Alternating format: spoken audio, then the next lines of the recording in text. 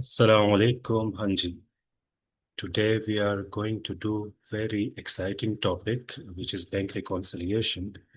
Okay, बच्चों ये याद रखना कि as accountant as professional accountant जो एक वन ऑफ द इम्पोर्टेंट जो स्किल्स है वो है reconciliation, specifically bank reconciliation. Okay, तो इसको हम समझेंगे थ्रू जो इसका जो टेक्निकल एस्पेक्ट है, यानी क्वेश्चंस कैसे सॉल्व करेंगे। लेकिन उससे पहले हम थोड़ा रिव्यू करेंगे चैप्टर के ऊपर। जो थ्योरेटिकल चीज़ें हैं ऑलरेडी मैंने यहाँ पर लिखी हुई है ताकि वीडियो ज़्यादा टाइम ना ले। ठीक है, अच्छा जी। बैंक रिकॉन्सिलिएशन क्या है? वैसे रिकॉन्सिलिएशन का मतलब क्या है? रिकॉन्सिलिएशन हम कहते हैं कंपेयर करना, दो चीजों को आपस में कंपेयर करना, उनको देखना कि यहाँ पर कोई डिफरेंसेस है तो हम उनको फाइंड कर सके। ठीक है, अच्छा, बैंक रिकॉन्सिलिएशन की पर्पस क्या है? तो वो है find the differences so we can adjust and match cash book and bank statement. ठीक है, अब सर कैश बुक क्या है, सर बैंक स्टेटमेंट क्या है, हमने कंपेयर क्यों करना है, हमने रिकॉन्साइल क्यों करना है? तो इन सब बातों आप फेमिलियर नहीं हो, क्योंकि आपके जो प्रैक्टिकल एक्सपीरियंसेस है वो नहीं है। आप लोगों ने बिजनेस या कंपनी इंटरनल एक्सपीरियंस नहीं किया हो, ये चीजें होती है। ठीक है, अब उन चीजों को यहाँ पर एक्सप्लेन करना वैसे ही है कि जैसे आप किसी को एक्सेल सिखाते हो, ठीक है, और उसको एक्चुअली एक्सेल शेयर नहीं करते, उसको दिखाते नहीं, बस थ्योरेटिकल उसको पढ़ा रहे हो, तो काफी मुश्किल है। ओके, तो समझने के लिए मैं एक रियल लाइफ, एक नॉर्मल लाइफ से एक एग्जांपल आप लोगों को दूंगा, तो उससे आपको समझ आ जाएगा कि हमने यहाँ पर एक्चुअली करना क्या होता है। ठीक है, छोड़े अकाउंटिंग, बैंक रिकॉन्सिलिएशन, बिजनेस सब भूल जाए, यहाँ पर आ जाए। नॉर्मली आप लोगों ने देखा होगा, ठीक है, कि एक ग्रोसरी स्टोर है। ठीक है, ग्रोसरी स्टोर वाले को हमने यही कहा है कि भाई साहब जो पूरे महीने का जो राशन है, यानी मेरे घर की जो ग्रोसरी है, वो मैं लेकर जाऊंगा, लेकिन कैश आपको नहीं दूंगा, कैश दूंगा मैं मंथ के एंड पर। तो आप मेहरबानी करें, आप अपने आपके पास जो रजिस्टर है उसमें आप लिख के कि मैं आपसे क्या लेकर गया हूँ पूरे महीने में। ठीक है, तो उसके पास एक नोटबुक कह लें, एक रजिस्टर कह लें, उसमें लिखा हुआ है, ठीक है, कि फॉर एग्जाम्पल ये बंदा 5 kg शुगर लेकर गया हुआ था, इसकी वर्थ थी 1000। ठीक है, फिर इसी तरह कुकिंग ऑयल लेकर गया है, उसकी वर्थ है फॉर एग्जाम्पल 1500। ठीक हो गया। इसी तरह पूरे महीने में जो जो ग्रोसरी हमें चाहिए, हमने क्या किया हुआ है, घर में यही बोला है, या हम खुद एक नोटबुक हमने घर के लिए भी लिया हुआ है। ठीक है, उसमें हम क्या करेंगे कि जो जो ग्रोसरी हम लेकर आएंगे उस शॉपकीपर से या ग्रोसरी स्टोर से, हम खुद भी वहीं पर वही चीजें रिकॉर्ड करें। ठीक है, एक तो यही होगा कि जो डबल चेकिंग होगी, डबल दो दो जगह उस रिकॉर्ड को हम रिकॉर्ड करेंगे, तो कोई मसला या इशू नहीं आया। ठीक है, तो यहाँ पर हमने क्या करना है कि सेम वही चीजें यहाँ पर लिखनी है कि 5 kg शुगर, ठीक है, 1000, और सेम फॉर कुकिंग ऑयल। ठीक हो गया। अब मंथ के एंड पर उसने आपको एक इनवॉइस भेज दी, ठीक है, कि बेटा ये आपका बिल बन गया पूरे महीने का, ये राशन या ये चीजें आप लेकर गए थे। ठीक है, तो आपने कहा ठीक है। तो आप क्या करते हो, बेसिकली आप चेक करोगे, घर में जो आपका नोटबुक है उसको निकालो। अब इसने जो इनवॉइस आपको सेंड किया हुआ है उसका टोटल उसने निकाला है, फॉर एग्जाम्पल ये दोनों बनते हैं 2500। यहाँ पर टोटल आपने कितना निकाला हुआ है? यहाँ पर निकाला है 1400, तो ये भाई 2400। तो यहाँ पर आप दोनों को एक्चुअली जब अपनी नोटबुक को ग्रोसरी स्टोर की नोटबुक से चेक कर रहे हो, तो बेसिकली आप कंपैरिजन कर, इसी कंपैरिजन को हम बोलते हैं रिकॉन्सिलिएशन, यानी दो चीजों को चेक करना, दो रिकॉर्ड्स को कंपेयर करना आपस में। यहाँ पर डिफरेंस है ऑफ 100। ठीक हो गया। अब इस डिफरेंस को कैसे खत्म करेंगे? अकाउंटिंग टर्म में हम इसको कहते हैं एडजस्टिंग, यानी हम कुछ एडजस्टमेंट्स करेंगे। एडजस्टमेंट्स आप करते हो जब आपको इशू पर का पता चल जाए कहाँ पर इशू अराइज हो रहे हैं। ठीक है, तो आप आए ग्रोसरी स्टोर पर, आपने बोला इसको कि यहाँ पर आपके पास 2500 है, लेकिन हमारे पास 2400। तो आपस में आपने जब रिकॉन्साइल किया तो आपने देखा कि यहाँ पर जो कुकिंग ऑयल है इसका बनता है 1500, जो कि हमने लगाया 1400। तो यहाँ पर हमने क्या करना है, 100 ऐड कर देना। ठीक है, 100 जब हम ऐड करेंगे तो ये दोनों क्या हो जाएंगे, एडजस्टमेंट आपकी होगी। ठीक है, 100 यहाँ पर मैं ऐसे करता हूँ, यही पर लिख देता हूँ नीचे। ठीक है, तो 100 यहाँ पर आप रिकॉर्ड कर लेते हो, तो दोनों जो रिकॉर्ड्स है वो आपस में मैच हो। ठीक है, अब दोनों रिकॉर्ड्स सेम, इसको हम कहते हैं एडजस्टेड। ये आपने एडजस्ट कर लिया, तो यहाँ पर भी 2500, यहाँ पर भी 2500। ठीक है, तो क्या हुआ, यहाँ पर आपने क्या किया, आपने रिकॉन्साइल किया दो रिकॉर्ड्स। ठीक है, अब इसी सेम एग्जांपल को हम अप्लाई करेंगे इन द बिजनेस। अब बिजनेस में क्या होता है कि जो भी कंपनी है, ठीक है, इनका होता है बिजनेस बैंक अकाउंट। बैंक में इनका अकाउंट होता है। अब कंपनी के जितने भी ट्रांजेक्शन्स है, ठीक है, आप पे कर रहे हो, आपको रिसीव हो रहे हैं, तो वो सारी ट्रांजेक्शन्स यहाँ पर आप यहाँ रिकॉर्ड करते जा रहे हो। आप अपने पास भी रिकॉर्ड कर रहे हो, बैंक वाले वो भी ट्रैक कर रहे हो, वो भी रिकॉर्ड कर रहे हो। ठीक है, तो यहाँ पर क्या हो जाता है कि इन सारे ट्रांजेक्शन्स को जो आप बैंक के थ्रू करते हो, ठीक है, उसको आप खुद रिकॉर्ड करते हो कैश बुक में। जो आपका इंटरनल डॉक्यूमेंट है एडजस्टेड बाय कंपनी, ये कंपनी में या जो अकाउंटेंट की रिस्पॉन्सिबिलिटी है वो ट्रांजेक्शन्स ट्रैक करना, उनको रिकॉर्ड करना। सेम जितने ट्रांजेक्शन आपने बैंक के थ्रू की है वो बैंक वाले रिकॉर्ड करेंगे। फिर मंथ के एंड पर आपको बैंक स्टेटमेंट सेंड करेंगे, जिसमें वो सारी ट्रैक जितने भी ट्रांजेक्शन्स है वो वहां पर इंक्लूडेड होंगे। अब हमने करना क्या है, इस कैश बुक को जो इंटरनली आपने प्रिपेयर किया और जो बैंक स्टेटमेंट है, दोनों को कंपेयर करना, दोनों की रिकॉन्सिलिएशन करनी। कुछ चीजें यहाँ पर मिसिंग है कैश बुक में, वहां पर एडजस्ट करनी।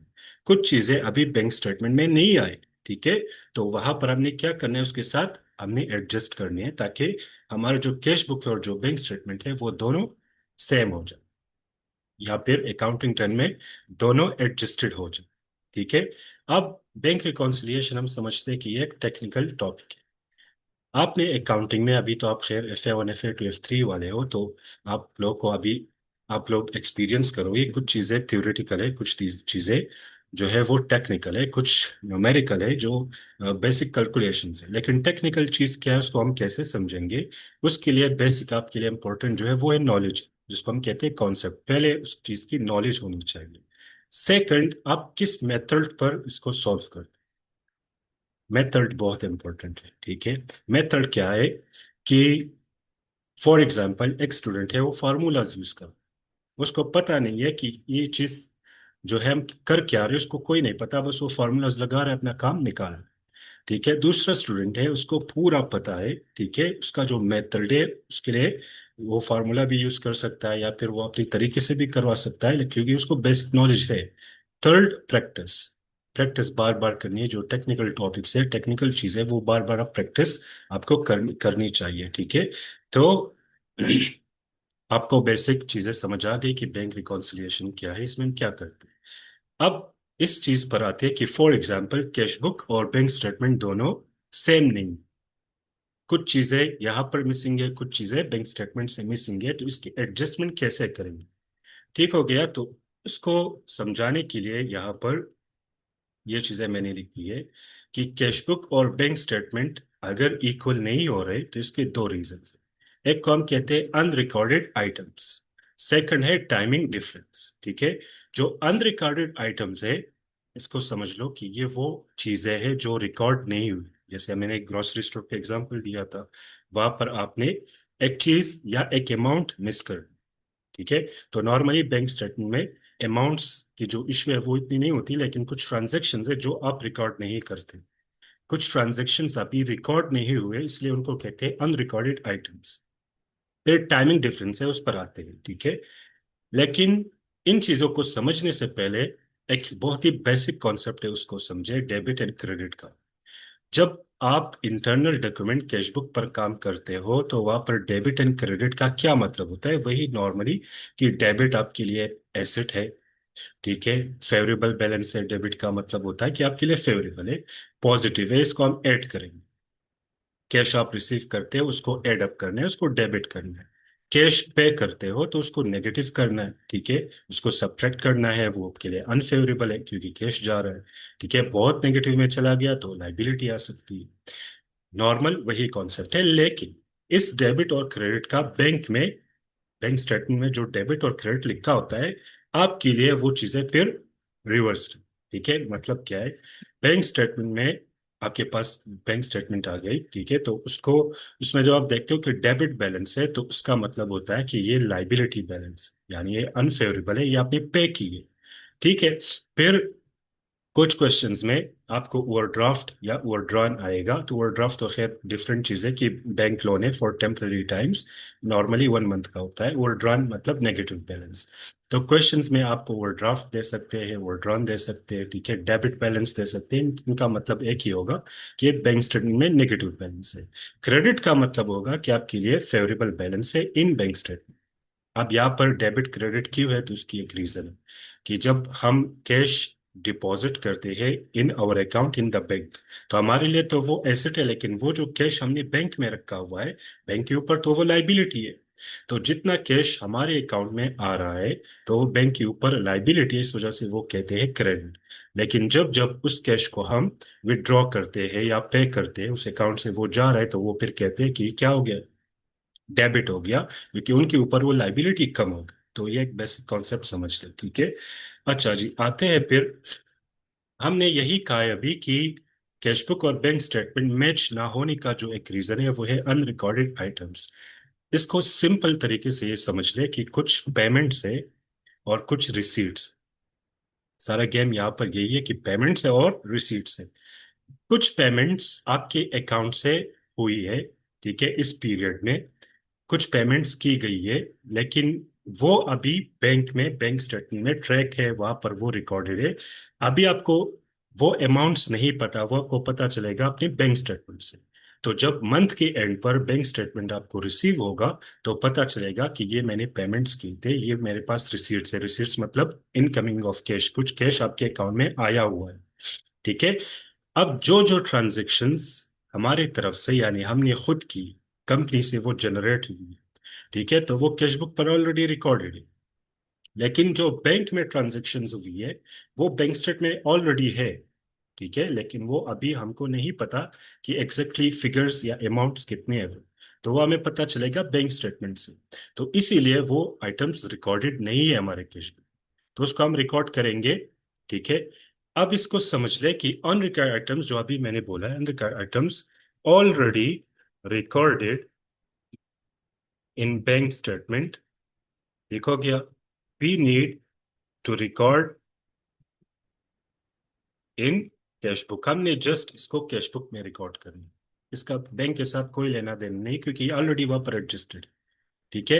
इसका वही एग्जांपल है कि जैसे ग्रोसरी स्टोर वाले ने आपको शुगर दे दिया, ठीक है, तो ऑटोमेटिकली उसने अपने सिस्टम में रिकॉर्ड कर लिया होगा। ये बैंक तो सारे जो प्रोसेस है वो तो ऑटोमेशन के ऊपर है ना, वो ऑटोमेटिक होता है। तो जो जो काम हो रहा है आपके अकाउंट में, पे कर रहे हो, रिसीट हो रहा है, तो वो सब वहां पर ऑटोमेटिकली ट्रैक हो रहा है। वो तो ऑलरेडी वहां पर है, लेकिन आपको बाद में पता चलेगा, तो आपने उसको कैशबुक में रिकॉर्ड करना है। तो ये जितने पेमेंट्स और रिसीट्स मैंने यहाँ पर लिखे हैं, ठीक है, तो ये ऑलरेडी बैंक स्टेटमेंट में रिकॉर्डेड है या फिर एडजस्टेड है, इसको आपने कैशबुक में रिकॉर्ड करना है। कुछ पेमेंट्स है, bank charges, interest charges, standing order payment, direct debits and dishonoured cheque, ठीक है। तो बैंक चार्जेस क्या है, जब जब हम बैंक के थ्रू ट्रांजेक्शन्स करते हैं, तो कुछ अमाउंट वो डिडक्ट करते हैं अपनी सर्विस के लिए, क्योंकि आप उनके बैंक को यूज कर रहे हैं। तो ये बैंक चार्जेस एक्सपेंस है, हमारे अकाउंट से डिडक्ट कर रहे हैं, तो ये बैंक स्टेटमेंट में ऑलरेडी है। ये मंथली रिपोर्ट आता है, मंथली स्टेटमेंट्स में ये शो करती है, ठीक है। तो उन्होंने डिडक्ट किया हुआ है, उनके बैंक स्टेटमेंट में है, हमें अभी अभी स्टेटमेंट से पता चल रहा है, तो इसको हम अपनी कैशबुक से माइनस, सब्ट्रैक्ट या डिडक्ट करेंगे। इंटरेस्ट चार्जेस, अगर बैंक से लोन लिया हुआ है, तो मंथली वो आपसे इंटरेस्ट चार्ज करेंगे, इंटरेस्ट को डिडक्ट करेंगे आपके अकाउंट से। स्टैंडिंग ऑर्डर पेमेंट, कुछ इस तरह की पेमेंट्स है, फिक्स्ड पेमेंट्स है, जो मंथली आपके अकाउंट से वो डिडक्ट कर रहे होते, ठीक है। फॉर एग्जांपल, आपने किसी सॉफ्टवेयर की सब्सक्रिप्शन ली, ठीक है, तो मंथली वो फिक्स्ड अमाउंट वो पे करेंगे आपके अकाउंट से। या फिर इसको आप ऐसे समझ लें कि आपका छोटा भाई है, या आप खुद हॉस्टल में रहते हो, ठीक है, आप अपने, आपका जो गाइडेंस वालिद साहब है, ठीक है, तो या फिर गार्डियन है, तो वो बैंक वाले कहते हैं कि ये मेरा बेटा है, आप प्लीज मंथली इसको पॉकेट मनी 15,000, 20, 30,000, इसको फिक्स्ड अमाउंट आप सेंड कर लिया करें तो वो कंटिन्यूसली होता रहता है। डायरेक्ट डेबिट्स भी सेम स्टैंडिंग ऑर्डर पेमेंट्स की तरह है, लेकिन वो फिक्स्ड अमाउंट्स नहीं है, वो डिफरेंट हो सकते हैं, यानी फिक्स्ड अमाउंट नहीं है वो। जैसे utilities, electricity bill, water bill, internet bill, bank वाले आपको एक फैसिलिटी प्रोवाइड कर रहे हैं कि आप चाहो तो हम आपके लिए ये पे करेंगे, आप हमारे बैंक से आप डायरेक्टली पे कर सकते हो जब जब भी वो आए ऑटोमेटिक प्रोसेस के थ्रू। डिसऑनर चेक थोड़ा डिफरेंट है, ठीक है। डिसऑनर चेक ये होता है कि आपका एक रिसीवेबल है, ठीक है, वो आया, उसने आपको एक चेक दे दी कि ये ले चेक, मैंने पे कर दिया। तो उस चेक में अभी डेट से, यानी उसको लेकर जाना है बैंक में, आपने अपने अकाउंट में उसको डिपॉजिट करनी। आपने कैश बुक में ये ऑलरेडी रिकॉर्ड कर लिया था। डिसऑनर चेक बाकी पेमेंट से थोड़ा डिफरेंट है, इसको समझो। कस्टमर या जो आपका रिसीवेबल है वो आया, उसने आपको चेक दे दी कि ये मैंने पेमेंट आपको कर दिया, आपने कैश बुक में रिकॉर्ड कर लिया। कैश रिसीव तो इसको ऐड करना है, ठीक है, तो आपने ऐड कर लिया। जब उस चेक को आप बैंक में लेकर गए तो उसने कहा चेक बाउंस्ड, या फिर चेक साइन की कोई इशू है, या फिर और कोई भी इशू है चेक में, मतलब सिंपल ये है कि उसको आप यूज नहीं कर सकते, वो बेकार हो। तो आपने क्या करना है, जो आपने ऑलरेडी एड अप किया था अपनी कैश बुक में कि ये मैंने रिसीव कर लिया, वहां से जाकर फिर से सब्ट्रैक्ट करना है, ठीक है। बैंक में तो आया ही नहीं था, ठीक है। तो ये तो थोड़ा डिफरेंट है बाकी से, या आपने कैश बुक में ऐड किया था, अभी फिर से उसको क्या कर रहे हो, हटा रहे हो, क्योंकि बैंक के स्टेटमेंट में तो इसकी कोई जिक्र नहीं है, कोई रिकॉर्ड नहीं, कोई ट्रैक नहीं है।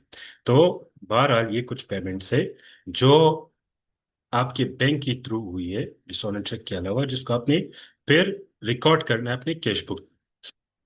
फिर आते हैं कुछ रिसीट्स है, यानी आपके बैंक में ये कैश आया हुआ है, लेकिन बैंक में ऑलरेडी वो रिकॉर्डेड है, आपने उसको एड अप करना है अपनी कैश बुक में। जो पेमेंट से सिंपल कॉन्सेप्ट है, कैश बुक से सब्ट्रैक्ट करनी है, जो रिसीट्स है कैश बुक में उसको एड अप करना है।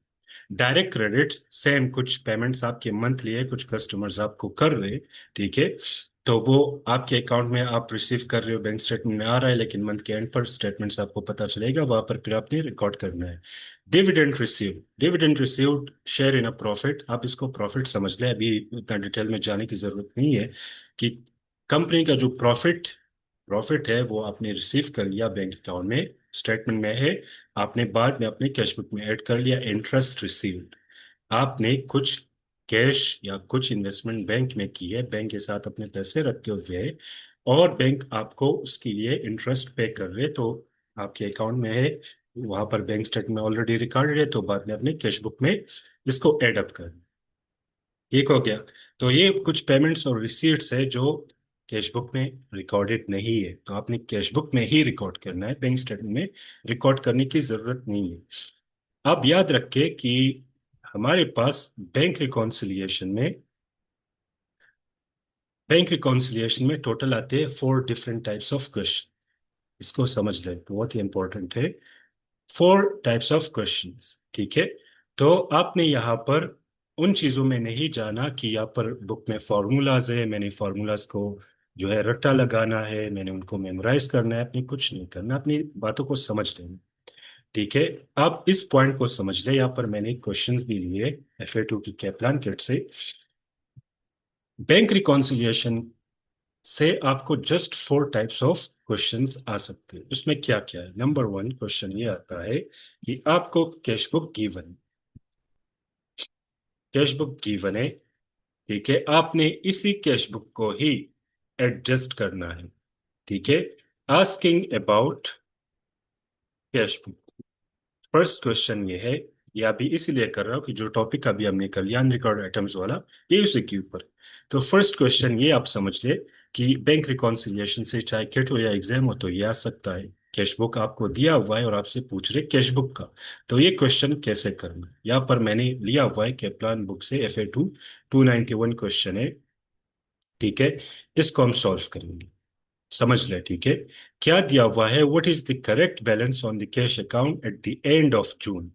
जून का मंथ दिया हुआ है, लेकिन मतलब जून जो है वो हमारे लिए अकाउंटिंग पीरियड है, ठीक है, हमने उसी की जो बैंक रिकॉन्सिलिएशन है जून की करनी है। तो हमसे पूछ रहे कि कैश, जो आपका कैश अकाउंट है, उस पर करेक्ट बैलेंस क्या है। करेक्ट बैलेंस मतलब कि एडजस्टमेंट्स के बाद जो चीजें रिकॉर्ड नहीं थी आपने रिकॉर्ड कर ली, तो बाद में एंड में एडजस्टमेंट होने के बाद कैश अकाउंट के ऊपर बैलेंस कितना है। तो asking about cash book, cash का पूछ रहे, ठीक है। अब हमें गिवन क्या है, the balance on the cash account for a business at the end of June was an overdraft of 89.93। Cash book दिया हुआ है, कैश बुक पूछ रहे। क्वेश्चन नंबर 1, टाइप 1 मैं इसको कहता हूँ। इसमें क्या पूछ रहे, कैश बुक गिवन है and asking about cash book. तो मैं यहाँ पर लिखूंगा कि कैश बुक की जो बैलेंस है वो दिया हुआ है 89.93। कह रहे ओवरड्राफ्ट है। ओवरड्राफ्ट मतलब नेगेटिव बैलेंस। नेगेटिव बैलेंस मतलब आपके ऊपर लाइबिलिटी है, ठीक है। 89.93 दिया हुआ है।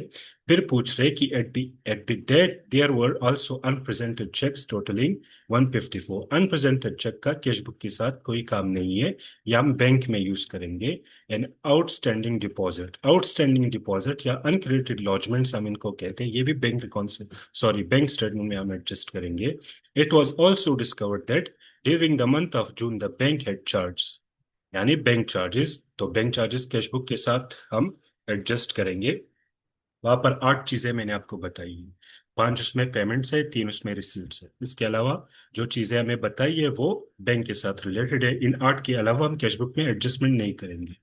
बैंक चार्जेस, बैंक चार्जेस हमें बताइए वो कितनी है यहाँ पर।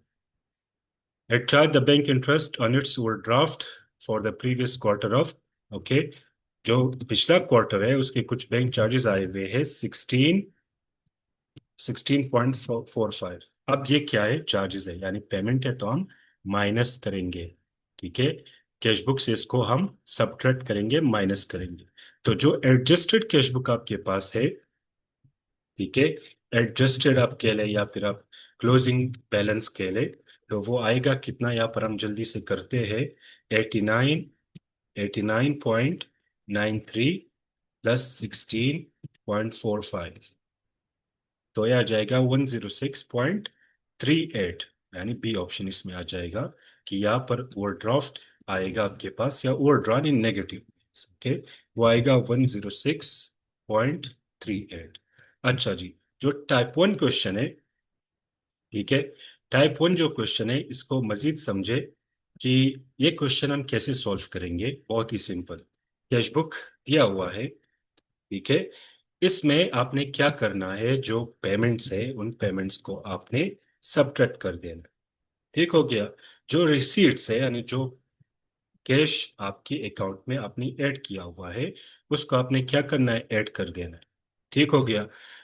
फिर यहाँ पर आ जाएगा आपका एडजस्टेड कैश बुक, या फिर आप कह ले कि क्लोजिंग कैश बुक बैलेंस, ठीक है। तो ये बहुत ही सिंपल तरीके से, आप पर फॉर्मूलाज याद करने की कोई ज़रूरत नहीं है कि आप बैठो फॉर्मूलाज याद करो, या फिर उसके लिए कोई मेथड। यही सिंपल मेथड है। कैश बुक दिया हुआ है, कैश बुक मांग रहे हैं, जो पेमेंट्स है माइनस करो, जो रिसीट्स है उनको एड अप कर लो, ठीक है। तो यहाँ पर आपका आ जाएगा एडजस्टेड कैश बुक या फिर closing balance of cash book.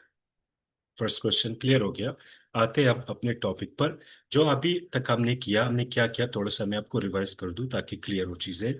Cash book अब पर हम काम कर रहे हैं। कैश बुक पे हम एडजस्टमेंट कैसे करते हैं, कुछ चीजें अनरिकॉर्डेड है, वो अभी रिकॉर्ड नहीं हुए हैं, तो उसको बैंक स्टेटमेंट में हमने देखा है, वहां से हमें पता चला कि अच्छा ये भी कुछ ट्रांजेक्शन हो गए थे इस पीरियड में।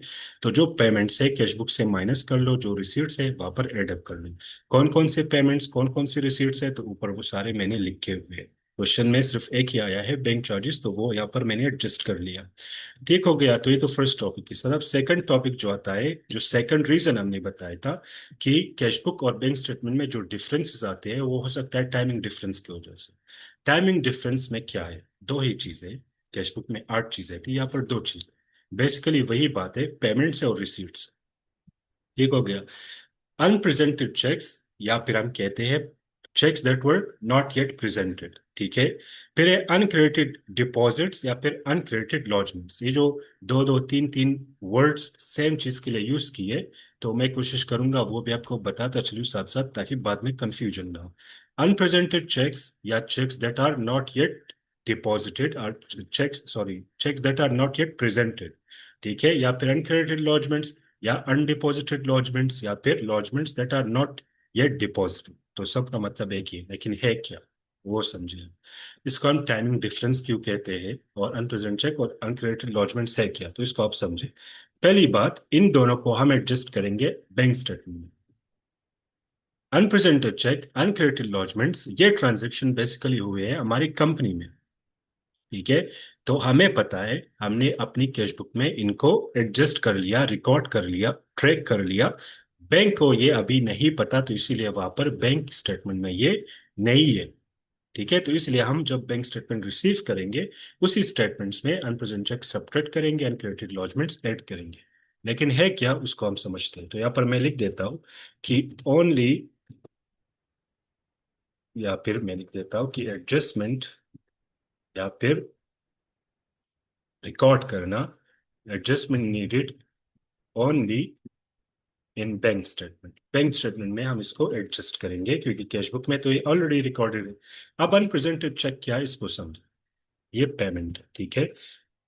बिजनेस ने क्या किया हुआ है, बिजनेस पेड सप्लायर, सप्लायर को हमने पे किया हुआ है थ्रू चेक। हमने एक चेक उसको दिया हुआ है अपने सप्लायर को, कि ये ले आपका चेक, ये आपकी पेमेंट है। ठीक है, तो कैशबुक से जब आप किसी को पे करते हो, तो कैशबुक से उसको सब्ट्रैक्ट कर लेते हो। तो जब ये चेक आपने पे कर लिया या दे दिया अपने सप्लायर को, पेबल को, तो आपने कैशबुक से सब्ट्रैक्ट कर लिया। अब ये जो चेक है, ये सप्लायर के पास पड़ा हुआ है। यहाँ पर आपका मंथ कंप्लीट हो गया, तो आपको बैंक स्टेटमेंट आ गया। अब कैशबुक से आपने सब्ट्रैक्ट किया हुआ है, लेकिन वो चेक अभी तक उस सप्लायर या पेबल के पास पड़ा हुआ है। या फिर नॉर्मली क्या होता है, ये चेक आपने एक सप्लायर को पे कर दिया, उसने आगे किसी और को दे दिया, उसने किसी और को दे दिया, तो अभी तक ये चेक बैंक में पहुंचा ही नहीं है। और यहाँ पर मंथ कंप्लीट हो गया, तो आपको बैंक स्टेटमेंट रिसीव कर लिया आपने। तो टाइमिंग डिफरेंस इसीलिए कहते हैं कि टाइम की वजह से यहाँ पर मंथ कंप्लीट है, तो बैंक स्टेटमेंट रिसीव कर लिया, लेकिन वो जो चेक है वो अभी बैंक में जाएगा, फिर आपके अकाउंट से वो डिडक्ट होगा। ठीक है, विड्रॉ होगा, तो तभी जाकर बैंक स्टेटमेंट में वो शो होगा। ठीक है, लेकिन हमें पता है कि ये चेक तो ऑलरेडी हमने पे किया हुआ है, जो बैंक स्टेटमेंट में शो नहीं हो रहा। तो इसको हम कंफर्म करेंगे अपनी सप्लायर पेबल के साथ कि ये चेक अभी तक आप बैंक नहीं गए हो, या आपने किसी और को दिया हुआ है तो वो नहीं गया हुआ। तो कंफर्मेशन के बाद आपने बैंक स्टेटमेंट में इसको सब्ट्रैक्ट कर लेंगे, क्योंकि पेमेंट है। ठीक है, तो टाइमिंग डिफरेंस ले कि वो टाइमिंग इशू है जस्ट। वो डिफरेंस किसी और वजह से नहीं है, वो आएगा बैंक में लेकिन थोड़े टाइम बाद। ठीक है, तो business paid supplier by cheque, but cheque is not yet presented at bank. ठीक है, तो ये मैं जानबूझकर इस सेंटेंस इस तरह लिख रहा हूँ कि ये चेक अभी तक बैंक में प्रेजेंट ही नहीं हुआ है, तो इसीलिए वहां पर शो नहीं हो रहा। तो इसको हमने क्या करना है, सब्ट्रैक्ट करना है बैंक स्टेटमेंट से। ठीक है, अनक्रेडिटेड लॉजमेंट्स या आपके रिसीट्स, क्या मतलब है कि आपका रिसीवेबल है या फिर कस्टमर है, paid, paid business, okay, business को पे कर लिया, और चेक, चेक के थ्रू इसने बिजनेस को पे कर लिया। अब बिजनेस ने क्या करना है, जब हम रिसीव करते हैं तो हम कैश बुक में इसको एड अप कर लेंगे कि ये चेक हमने रिसीव कर लिया, इस रिसीवेबल से हमने पेमेंट रिसीव कर ली, तो हम क्या करेंगे कि इसको कैश बुक में एड अप कर लेंगे। लेकिन ये चेक अभी तक हमारे पास पड़ा हुआ है, हम अभी तक बैंक नहीं गए कि इसको अपने अकाउंट में डिपॉजिट करें। ठीक है, तो जब तक हम बैंक नहीं जाएंगे, बैंक में ऐड नहीं करेंगे, तो ये बैंक स्टेटमेंट में शो नहीं होगा। तो जब आप बैंक स्टेटमेंट रिसीव करते हो, आप देखते हो कि ये चेक तो वहां पर नहीं है, फिर आपको याद आता है कि अच्छा ये तो अभी तक मेरे पास पड़ा हुआ है। या फिर वही सेम केस कि हमने किसी और को पे कर दिया, तो यहाँ पर आपने कैश बुक में तो ऐड कर लिया है, लेकिन अभी तक बैंक में वो गया ही नहीं है कि बैंक वाले वो ऐड कर ले। तो दोनों सिनेरियो सेम है, लेकिन एक सप्लायर को आप पे करते हो, सप्लायर अभी तक बैंक में उसको प्रेजेंट नहीं किया हुआ, एक हमको पे हुआ है लेकिन हमने अभी तक उसको बैंक में उसको डिपॉजिट नहीं किया हुआ अपने अकाउंट में। ठीक है, तो इसलिए कहते हैं अनक्रेडिटेड डिपॉजिट्स या फिर अनक्रेडिटेड लॉजमेंट्स। ठीक है, but business did not deposited in the bank account. ठीक है, तो इसलिए वहां पर स्टेटमेंट शो नहीं हो रहा। बहुत ही सिंपल है, बैंक स्टेटमेंट में ये इशू है कि दो चीजें, अनप्रेजेंटेड चेक जो पेमेंट्स है, सेकंड है अनक्रेडिटेड लॉजमेंट्स। ठीक हो गया, पेमेंट्स को आपने बैंक स्टेटमेंट से माइनस करना है क्योंकि पेमेंट है, और रिसीट को आपने बैंक स्टेटमेंट में ऐड करना है, ठीक है। तो जो जब मैंने स्टार्ट में आपको बस यही टॉपिक है, अगर आप जो कॉन्सेप्ट है या नॉलेज है इस चैप्टर का वो यही है कि आपने बैंक रिकॉन्सिलिएशन करनी है, कैश बुक है, कुछ उसके पेमेंट्स और रिसीट है, या पर बैंक स्टेटमेंट है उसकी पेमेंट और रिसीट है, बस यही टॉपिक है। लेकिन क्वेश्चंस आते हैं 4 टाइप्स। एक क्वेश्चन हमने कर लिया था, कैश बुक गिवन है and they are asking about cash book. बहुत बिल्कुल सिंपल है, आप कैश बुक बैलेंस लिखते हो, जो पेमेंट से माइनस करते हो, जो रिसीट्स है उनको ऐड करो, तो क्लोजिंग कैश बुक या एडजस्टेड कैश बुक आप फाइंड आउट कर लेते हैं। सेकंड जो क्वेश्चन है उसकी तरफ आते हैं। तो यहाँ पर मैंने लिखा हुआ है, ठीक है, इसको करते हैं यहाँ पर, क्योंकि मैंने कोई सुटेबल इससे रिलेटेड फाइंड आउट नहीं किया किट में, तो इसलिए मैंने अपने यहाँ पर ऐड किया हुआ है कि bank statement at the end of month is overdraft of 10,000। कि in the end of month जो हमारा बैंक स्टेटमेंट है वो है ओवरड्राफ्ट ऑफ 10,000। का क्या मतलब है, आप यहाँ पर लिखो बैंक स्टेटमेंट, आप शॉर्ट भी लिख सकते हो, ठीक है, आप जस्ट B/SB लिखो। यहाँ पर हमें गिवन है 10,000 ओवरड्राफ्ट। ओवरड्राफ्ट मतलब नेगेटिव, ठीक है। अच्छा जी, फिर दो ही चीजें गिवन है, बैंक में दो ही चीजें एडजस्ट होती है, cheques that were not yet presented, uncredited और अनडिपॉजिटेड लॉजमेंट्स। तो यहाँ पर मैंने मेंशन किया हुआ है आपको कि ये दो दो नाम कह सकते हैं। वो है 50,000। बैंक स्टेटमेंट में क्या करना है, एक पेमेंट है एक रिसीट है, पेमेंट माइनस करना है, रिसीट एड अप करना है, खत्म बात, ठीक है। तो जो cheques that are not yet presented, आप जितना सिंपल लिख सकते हो लिख लो, कोई बात नहीं, अनप्रेजेंट चेक लिख लो, ठीक है, जो भी सिंपल और क्लियर, बस चीज समझ लो। ये पेमेंट है, इसको माइनस करना है। ये क्या है, पेमेंट है, माइनस करना है। लॉजमेंट से, लॉजमेंट्स रिसीट से हमको ये रिसीव हुआ है, बैंक स्टेटमेंट में अभी तक शो नहीं हो रहा क्योंकि बैंक में हमने डिपॉजिट नहीं किया हुआ। ये रिसीट है, इसको एड अप करना है, ठीक है। तो यहाँ पर आप क्या फाइंड कर सकते हो, कह रहे क्लोजिंग और एडजस्टेड बैंक स्टेटमेंट। तो आप क्लोजिंग यानी मंथ के एंड पर जो बैंक का जो बैलेंस है वो कितना आ जाएगा, या फिर एडजस्टमेंट का मतलब ये कि जो चीजें अभी तक इसमें रिकॉर्ड या एडजस्टेड नहीं थे तो वो हमने कर लिया, तो अभी आ जाएगा एडजस्टेड बैंक स्टेटमेंट या फिर क्लोजिंग बैंक स्टेटमेंट, ठीक है। दोनों आप कह सकते हो, क्वेश्चन में दोनों पूछ सकते हैं। वो कह सकते हैं कि एडजस्ट द बैंक स्टेटमेंट, या फिर ये कह सकते हैं कि find the closing balance of bank statement. तो एडजस्टेड बैंक स्टेटमेंट या फिर क्लोजिंग बैलेंस कितना आएगा, माइनस माइनस 10 माइनस 20, 30 हो जाएगा, 50 पे आ जाएगा 20,000। बैंक में इसको हम कहेंगे, या बैंक स्टेटमेंट पर मेंशन होगा क्रेडिट बैलेंस, ठीक है। तो ये क्योंकि हमारे लिए ये एसेट है, इनके ऊपर वो लाइबिलिटी है, तो वो शो करेंगे एज अ क्रेडिट, ठीक है। अच्छा जी, ये तो दो क्वेश्चंस हो गए। अब इस क्वेश्चन की जो क्या लॉजिक है, जो मैं कहता हूँ फॉर्मूलाज याद करने की जरूरत नहीं है, बस ये याद रखे कि बैंक रिकॉन्सिलिएशन में चार तरह के क्वेश्चंस आ सकते। First, cash book, they have given you a cash book balance and you need to adjust and give them the adjusted cash book, यानी कि कैश बुक मांगा हुआ है, कैश बुक दिया हुआ है। Second, bank statement is given and they are asking about bank statement, ठीक है। तो वही सेकंड क्वेश्चन यहाँ पर जो हमें अभी हमने किया, बैंक स्टेटमेंट दिया हुआ है, बैंक स्टेटमेंट पूछ रहे हैं। दो क्वेश्चन हो गए। थर्ड क्वेश्चन, यहाँ पर ये भी कैप्लान किट FA2 से लिया हुआ है। अब इस क्वेश्चन में क्या होगा, ये थोड़ा डिफरेंट है और MCQs एग्जाम के लिए ये इंपॉर्टेंट है, ये आता है क्योंकि चारों क्वेश्चंस में ये वाला थोड़ा सा डिफरेंट या थोड़ा सा लेंथी या फिर थोड़ा सा मुश्किल। बहुत ही सिंपल तरीके से हम करेंगे। आपने क्या याद रखना है, आपने याद रखना है कि जो बैंक रिकॉन्सिलिएशन हम करेंगे, बैंक रिकॉन्सिलिएशन में चार तरह की क्वेश्चन है, उसमें जो क्वेश्चन थर्ड है वो कैसे होता है, वो होता है बाय 2 स्टेप्स। उन 2 स्टेप्स को आपने याद रखना है, ठीक है। Step number 1, adjust the cash book. Cash book को एडजस्ट कर लो, क्या मतलब है आते हैं इस बात पर। Step number 2, reverse, reverse for bank statement. अब इसका क्या मतलब है ये भी समझाता हूं। जो टाइप 3 क्वेश्चन है, बेसिकली ये कैसे होता है, इसमें गिवन हमारे पास क्या है, इसमें गिवन है कैश बुक। यहाँ पर मैं मेंशन कर देता हूँ कि क्वेश्चन नंबर 3 है, ठीक है, इसमें कैश बुक गिवन है, लेकिन they are asking about bank statement. क्या गिवन है? कैश बुक गिवन है, बैंक स्टेटमेंट का पूछ रहे। नॉर्मली क्या होना चाहिए? कैश बुक दिया हुआ है, कैश बुक पूछ रहे, बैंक स्टेटमेंट दिया हुआ है, बैंक स्टेटमेंट पूछ रहे। ये क्वेश्चन डिफरेंट क्यों है? कैश बुक दिया हुआ है लेकिन हमें कैश बुक से बैंक स्टेटमेंट फाइंड आउट करना है, तो इसीलिए ये क्वेश्चन हम करेंगे बिल्कुल इजी, लेकिन दो स्टेप्स में। ठीक है, फर्स्ट स्टेप क्या है? Adjust the cash book. Cash book को एडजस्ट कर लो, कैश बुक को क्या कर लो? एडजस्ट कर लो। सेकंड स्टेप क्या है? Reverse for bank statement. उस बैंक स्टेटमेंट के लिए जो हम करेंगे तो उसको हम रिवर्स करेंगे। इसका क्या मतलब है? करते हैं अभी।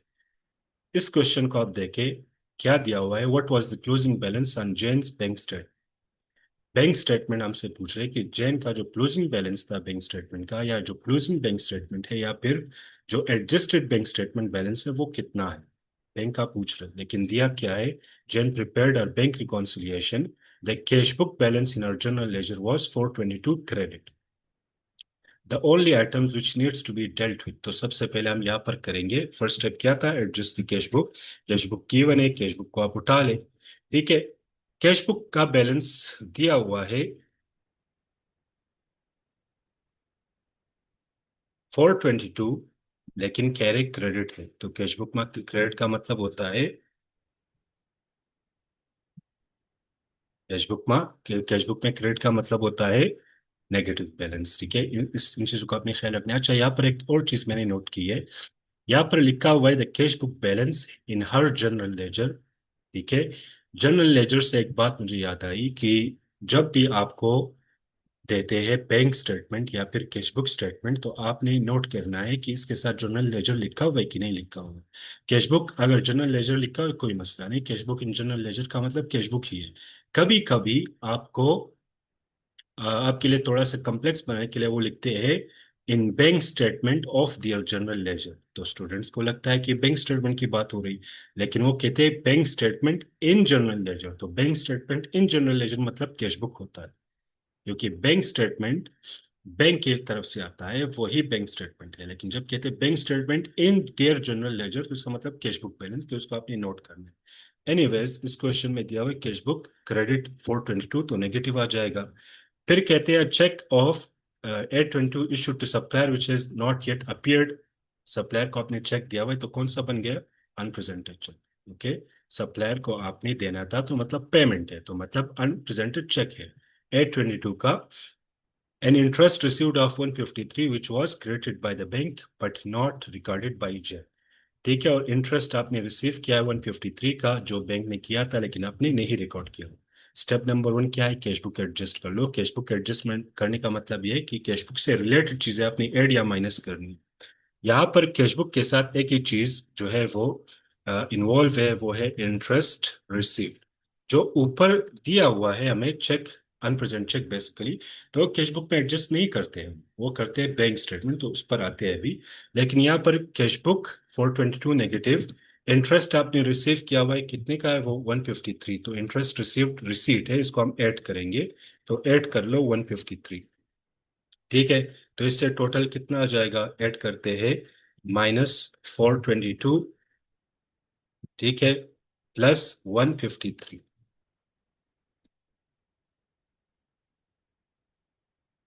ब्रैकेट में है तो इसीलिए। अच्छा जी, तो यहाँ पर टोटल कितना आ जाएगा? 269। आपने जो फर्स्ट स्टेप था वो कंप्लीट कर लिया, आपने कैश बुक एडजस्ट कर लिया। ठीक है, एडजस्टेड कैश बुक कितना? 269। ठीक है, negative, still in negative. Okay, अच्छा जी। सेकंड स्टेप आपने क्या करना है? रिवर्स द बैंक स्टेटमेंट, यानी बैंक स्टेटमेंट की जो चीज आप एडजस्ट करो उसको आपने रिवर्स करना है। अब इसका क्या मतलब है समझाता हूँ। यहाँ पर हमारे पास है अनप्रेजेंटेड चेक। ठीक है, वो कितने का है? 822। तो नॉर्मली अनप्रेजेंट चेक एक पेमेंट है जिसको हम सब्ट्रैक्ट करेंगे, लेकिन यहाँ पर उसको क्या करेंगे?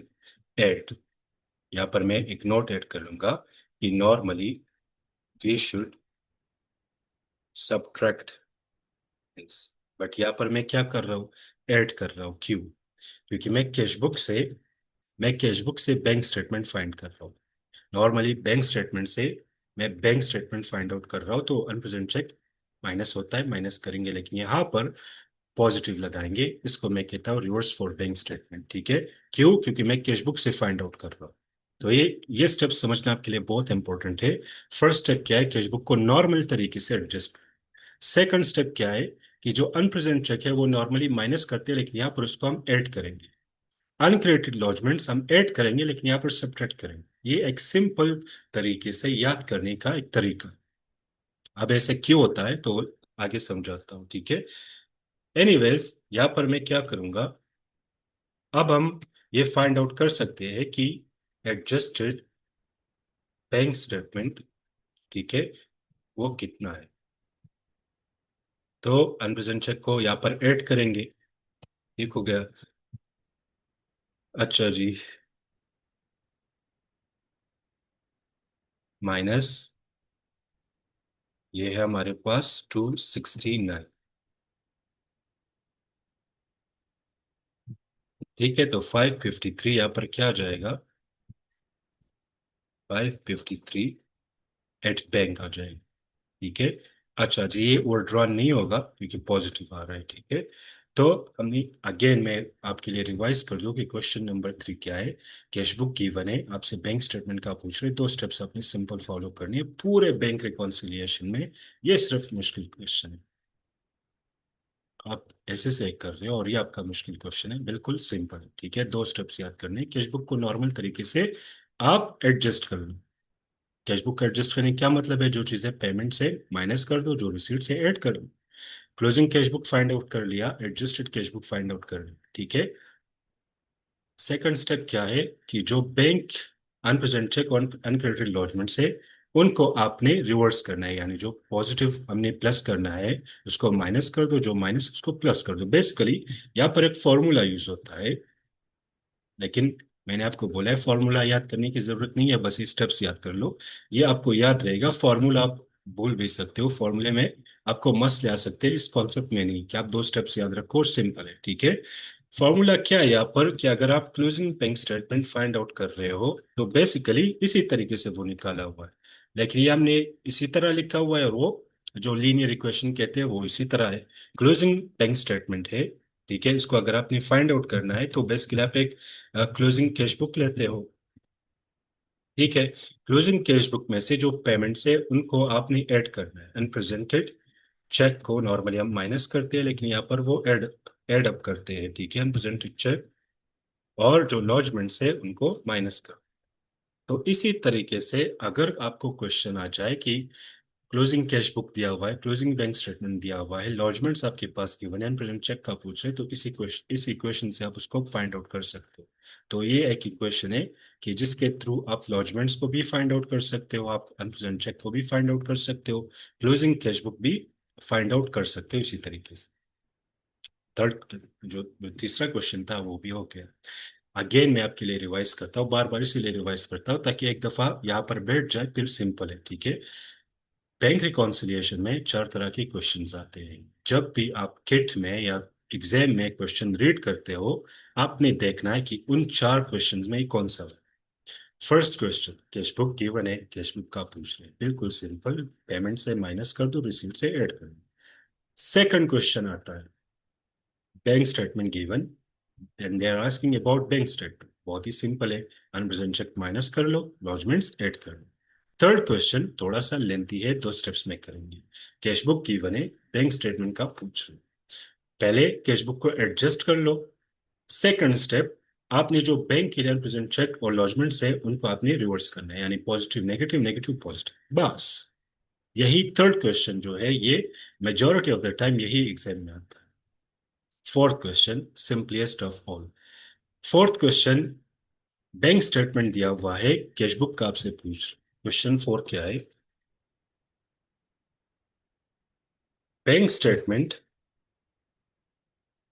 Bank statement is given and they are asking about adjusted, asking about adjusted या क्लोजिंग बैलेंस ऑफ कैश। ठीक है।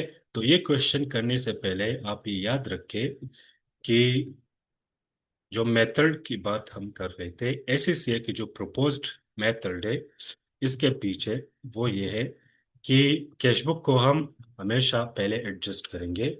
ठीक है, तो इस पॉइंट को आप याद रखिए, वो इस क्वेश्चन के लिए इंपॉर्टेंट है। We always adjust our cashbook first and then we can adjust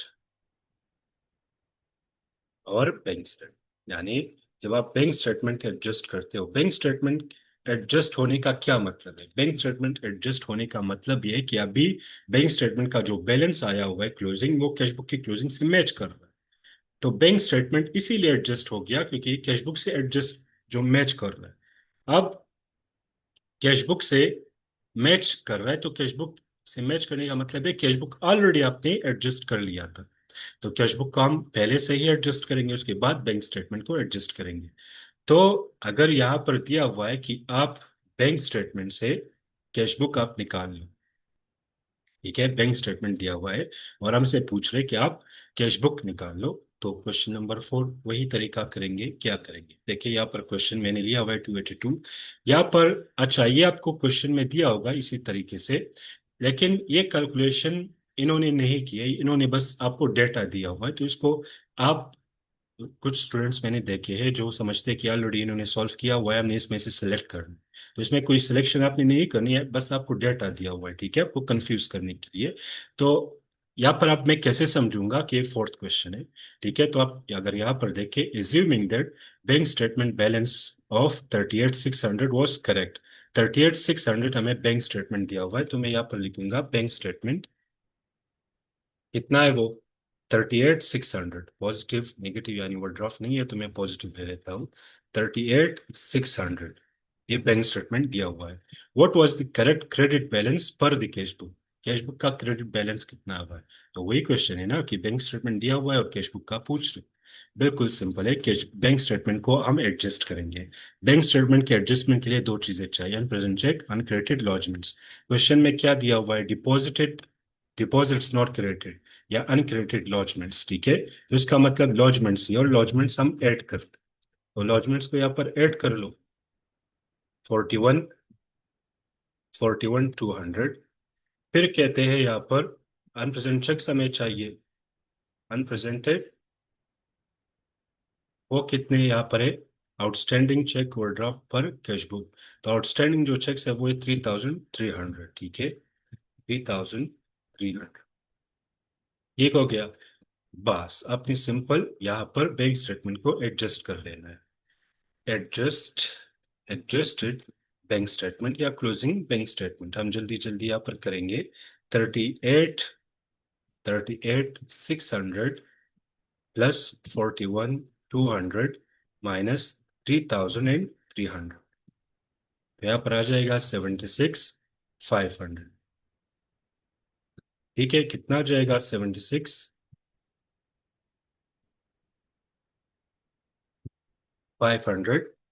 अच्छा जी, अब फिर से मैं चेक करूंगा। बैंक स्टेटमेंट हमें गिवन है ओवरड्राफ्ट पर bank statement, assuming that bank statement balance of 38,600 was correct. ठीक है जी, तो ये यहाँ पर ऊपर दिया हुआ है ओवरड्राफ्ट पर बैंक स्टेटमेंट, तो इसको मैं ओवरड्राफ्ट ले लूंगा, यानी माइनस ले लूंगा। ठीक है, इसको माइनस बना लेंगे। नीचे सिर्फ यही लिखा हुआ है कि बैंक स्टेटमेंट जो बैलेंस है वो सही है, लेकिन ऊपर लिखा हुआ ओवरड्राफ्ट है, तो इसको मैं ओवरड्राफ्ट कर लूंगा। फिर से कैलकुलेट करते हैं यहाँ पर। कैलकुलेशंस हमेशा अपनी डबल या थ्राइस टाइम अपनी लाजमी जो है वो चेक करनी है। ठीक है, अच्छा जी, यहाँ पर मैं ले लूंगा माइनस 38,600। ठीक है, फिर प्लस 41,200, फिर से माइनस 3,300।